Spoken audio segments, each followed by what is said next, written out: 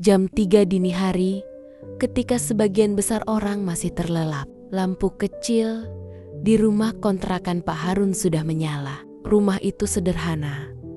Dindingnya dari bata yang belum diaci. Dapur kecil dengan kompor tungku dan satu kamar yang dipakai bertiga. Pak Harun, pria 42 tahun dengan tubuh kurus dan kulit legam, bangun paling awal. Ia segera mengambil ember untuk mencuci sayur-sayur yang akan ia jual. Sementara itu, istrinya, Bu Afifah, wanita 39 tahun yang lembut dan hemat bicara, menyiapkan teh panas dan membungkuskan nasi untuk suaminya. "Bapak, hati-hati. Ya, jangan lupa makan nanti," ucap Bu Afifah sambil menyelipkan bekal di kotak plastik kecil. Pak Harun tersenyum tipis. "Iya, doain Bapak terus ya Bu, biar lancar di jalan." Mereka saling memandang sejenak, seolah saling menguatkan tanpa banyak kata. Pukul 4, Pak Harun sudah mendorong gerobak kecil berisi sayur. Kangkung, bayam, tahu, tempe, dan beberapa bumbu dapur. Ia berangkat dari rumah menuju gang-gang sempit tempat para ibu biasa belanja pagi. Angin pagi menusuk, tapi ia tetap melangkah.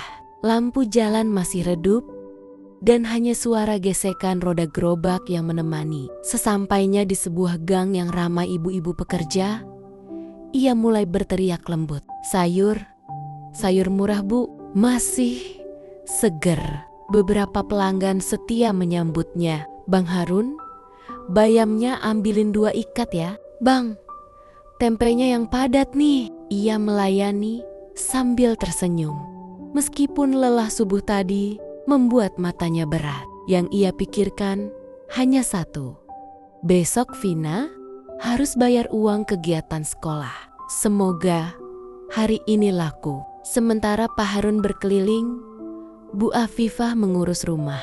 Ia mencuci pakaian, memasak, dan menemani Vina, anak sematawayang mereka yang duduk di kelas 5 SD. Vina, 11 tahun, anak ceria dan pintar, selalu membantu ibunya merapikan rumah sebelum berangkat sekolah. "Bu, nanti pulang sekolah aku gak usah jajan ya, biar tabungan buat beli sepatu baru cepet terkumpul," katanya sambil mengenakan seragam yang sudah mulai memudar.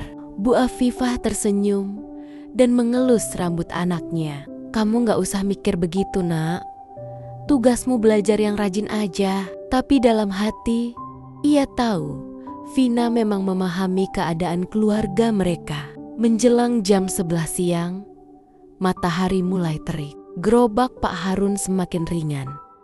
Sebagian besar dagangan sudah laku, namun keringat membasahi wajah dan bajunya. Ia berhenti sebentar di pos ronda untuk minum bekal teh dari rumah.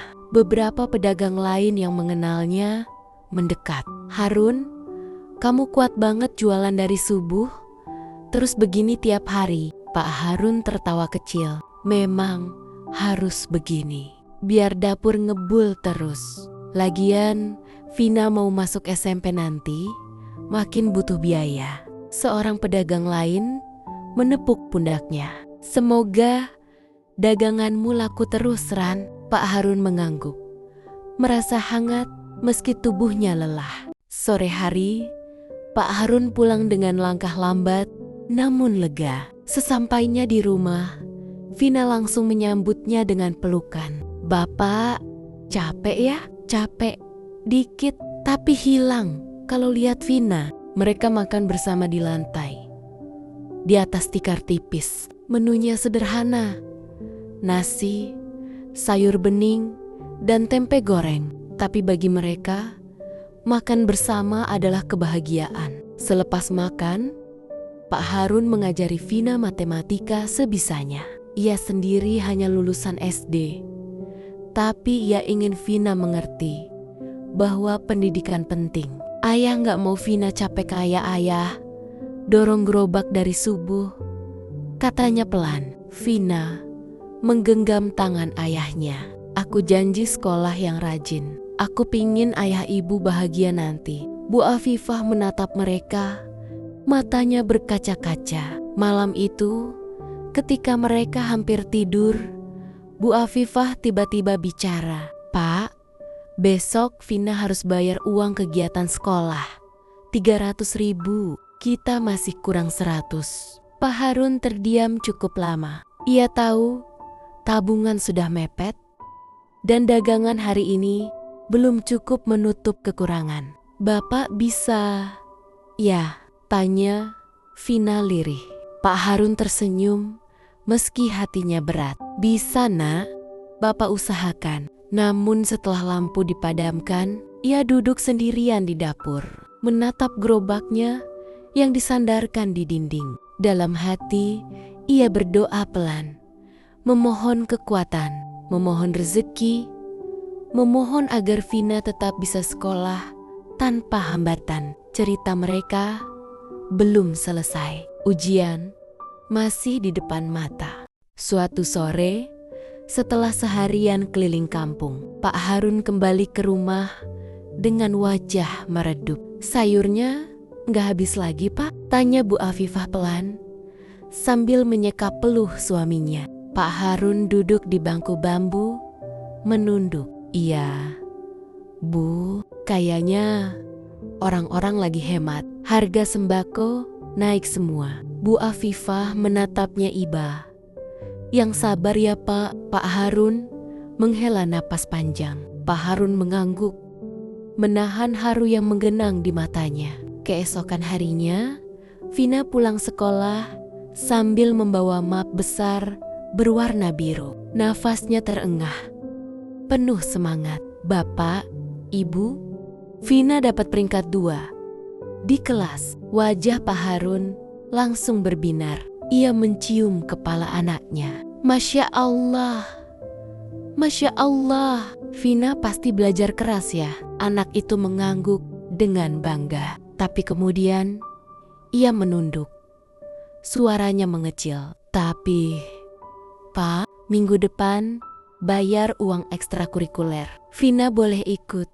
Uangnya nggak banyak kok. Pak Harun terdiam. Pikirannya langsung mengingat dagangan yang belum laku. Namun sebelum ia menjawab, Bu Afifah menyentuh bahunya lembut. Boleh nak, ibu yang urus. Vina memeluk keduanya sambil tersenyum. Seusai Vina masuk kamar, Pak Harun berbisik lirih kepada istrinya. Bu, duitnya dari mana? Bu Afifah tersenyum pelan. Insya Allah ada jalannya Pak. Kita usaha dulu.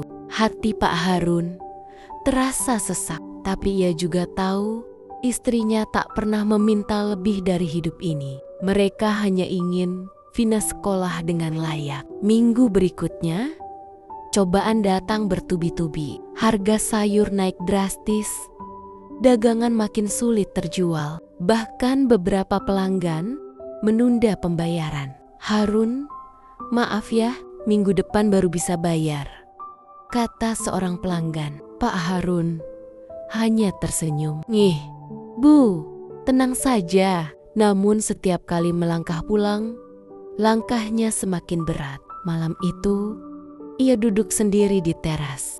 Gerobaknya sudah renggang, salah satu rodanya mulai goyang. Ya Allah, Allah, hamba cuma ingin menyekolahkan Vina. Tolong kuatkan hamba, bisiknya lirih. Tanpa ia tahu, Vina mengintip dari balik pintu, menahan air mata, melihat bapaknya berjuang tanpa berhenti. Suatu pagi, saat Pak Harun sedang berjualan, seorang ibu muda menghampirinya. Bapak penjual sayur yang keliling tiap pagi itu ya? Tanya perempuan itu. Pak Harun mengangguk sopan. Iya Bu, ada yang bisa saya bantu? Ibu itu tersenyum. Saya Bu Nadia, guru Vina. Pak Harun langsung panik. Bu, ada apa dengan Vina? Kenapa? Bu Nadia langsung menenangkan. Tidak Pak, Vina anak yang sangat pintar dan baik. Karena itu, sekolah kami mau memberikan beasiswa prestasi untuk Vina. Semua biaya ekskul akan ditanggung sekolah. Pak Harun terpaku, seolah dunia berhenti sejenak. Beasiswa, beasiswa, semua ditanggung? Ia mengulang dengan suara bergetar. Iya Pak, Vina layak mendapatkannya. Pak Harun menunduk. Air matanya jatuh ke tanah. Terima kasih Bu, terima kasih banyak. Sejak hari itu, Vina bisa mengikuti kegiatan sekolah tanpa membebani orang tuanya. Kebaikan demi kebaikan mulai datang perlahan. Suatu siang, ketika Pak Harun istirahat di pos ronda, seorang pria datang menghampiri. Ia pernah menjadi pelanggan. Pak Harun, saya lihat kamu kerja keras tiap hari. Kebetulan istri saya buka warung sayur. Bagaimana kalau kamu jadi pemasok sayur ke warung kami setiap pagi? Kami mau bayar rutin per minggu. Pak Harun tertegun. Saya bisa Pak. Tapi gerobak saya sudah hampir rusak. Pria itu tersenyum. Nah, itu kebetulan saya punya gerobak bekas. Tapi masih bagus. Kalau kamu mau, ambil saja. Anggap bantu usaha. Pak Harun ingin menangis lagi. Tapi saya nggak punya uang buat bayar gerobaknya. Sudah, Ran, anggap saja hadiah. Saya senang lihat orang yang kerja keras seperti kamu. Hari itu, Pak Harun pulang membawa gerobak baru dan peluang usaha lebih besar. Bu Afifah memeluk suaminya sambil menangis bahagia. Pak, Allah baik sekali pada keluarga kita. Bulan demi bulan, hidup keluarga Pak Harun pelan-pelan berubah. Pendapatan mulai stabil berkat kerjasama dengan warung sayur.